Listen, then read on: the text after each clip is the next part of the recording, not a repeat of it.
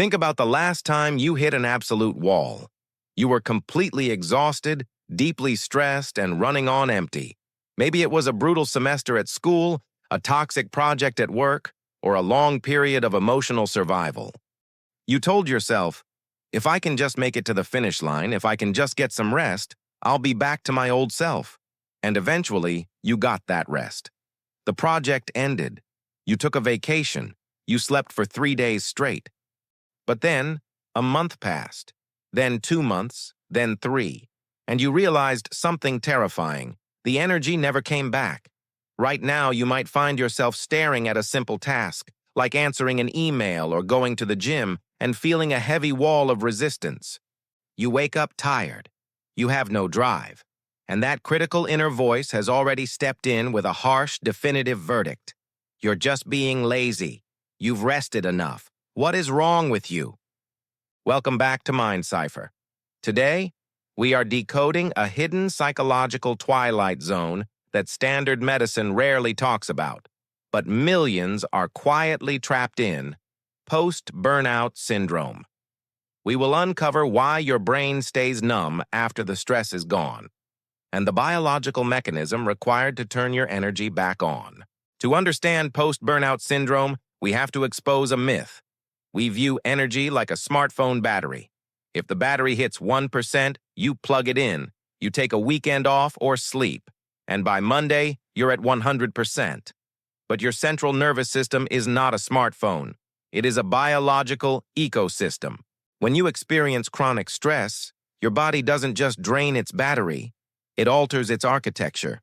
For months or years, your brain forced your adrenal glands to pump out toxic levels of cortisol and adrenaline to keep you functional. Your system was operating under biological martial law. When the threat passes, your brain doesn't celebrate. It evaluates the damage. It looks at a nervous system scorched by stress hormones and makes an executive decision.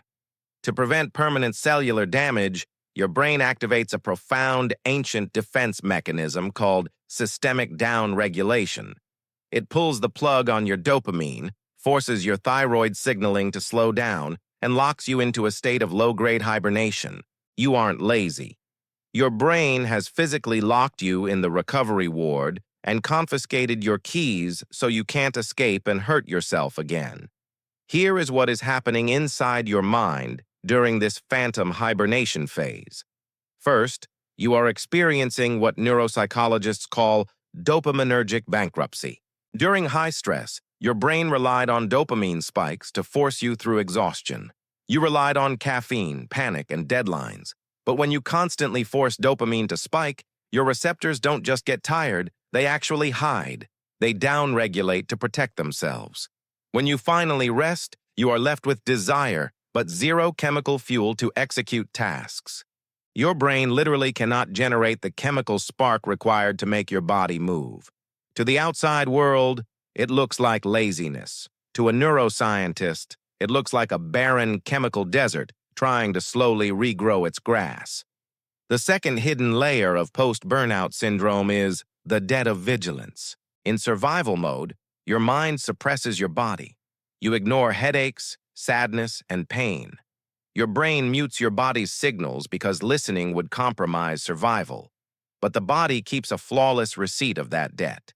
The moment you are finally safe and your environment becomes quiet, the brain releases its grip on those muted signals. Suddenly, the emotional and physical debt hits your nervous system all at once. This is why people get sick during the first week of vacation. When you feel exhausted months after resting, you aren't feeling new exhaustion. You are finally feeling the accumulated, ancient exhaustion of everything you forced yourself to walk through months ago. You are finally paying the bill. How do you heal a nervous system that has locked itself in hibernation? The worst thing you can do is try to fight your way out.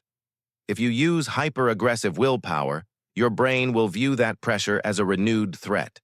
It will panic and lock the hibernation doors even tighter. You cannot bully a depleted nervous system into producing energy. Instead, you must practice passive integration.